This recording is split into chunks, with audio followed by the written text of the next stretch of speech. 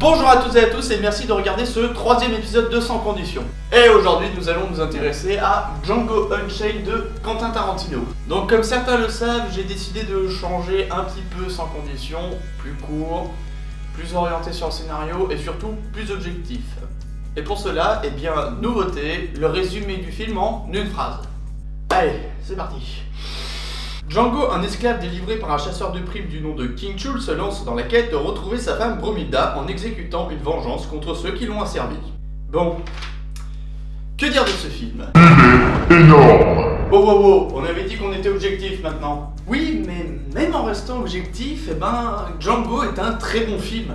La mise en scène est superbe, le scénario est superbe, les décors sont superbes et surtout, les acteurs sont parfaits. Jamie Foxx joue parfaitement le rôle de Django, un esclave affranchi, guidé par la vengeance. Kerry Washington, elle, joue parfaitement le rôle de la femme de Django qui est torturée par les esclavagistes. Leonardo DiCaprio interprète génialement le rôle du connard esclavagiste. Samuel L. Jackson est vieux.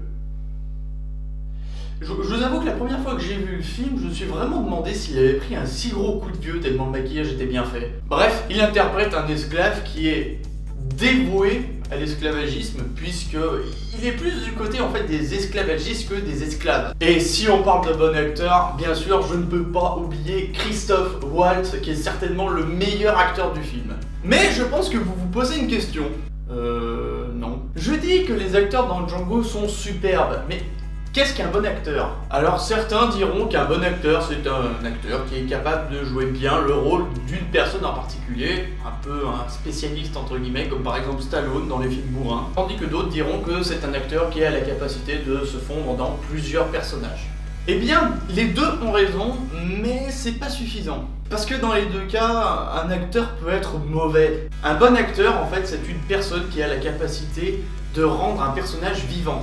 Voyons quelques exemples de personnages qui sont joués par des bons acteurs. Le Joker, un ennemi de Batman complètement fou qui sème le chaos juste parce qu'il trouve ça fun. Walter White, un père de famille atteint d'un cancer qui va mettre en pratique ses grandes compétences de chimiste pour devenir un baron de la drogue, de la méthamphétamine. Joffrey Lannister, un jeune roi, cruel, tyrannique et vraiment tête à claque.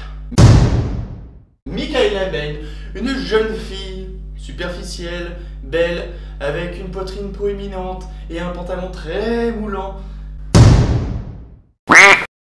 Ah oui, et petite anecdote pour prouver que Leonardo DiCaprio est bien le meilleur acteur de sa génération. En effet, lors de cette scène, DiCaprio tape violemment sur une table. Ce qui fait qu'il se met à saigner. Et ça, c'est pas du maquillage, il s'est réellement blessé sur le tournage. Et les autres acteurs vont continuer à jouer.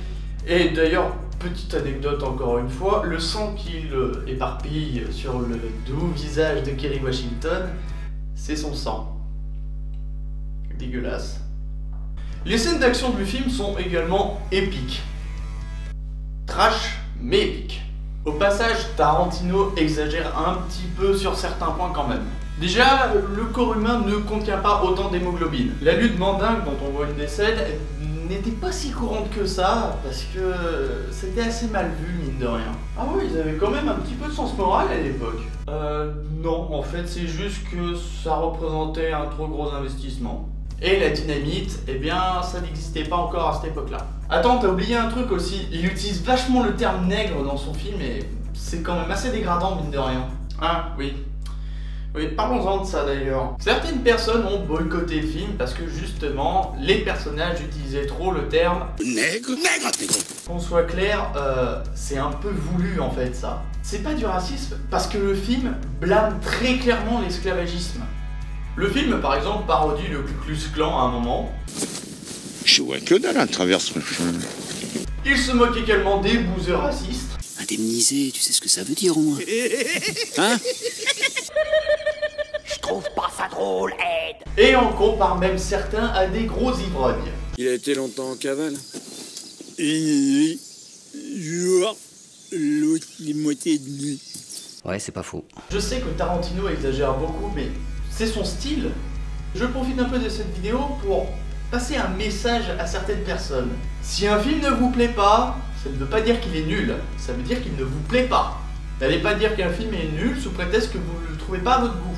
Pour vous illustrer à quel point c'est stupide d'avoir un tel raisonnement, de se dire que tel film est nul parce que vous ne l'aimez pas, voici un exemple. Y'a quoi ce soir à la télé? Il y a Jurassic Park sur Oh non, putain, il a chié ce film.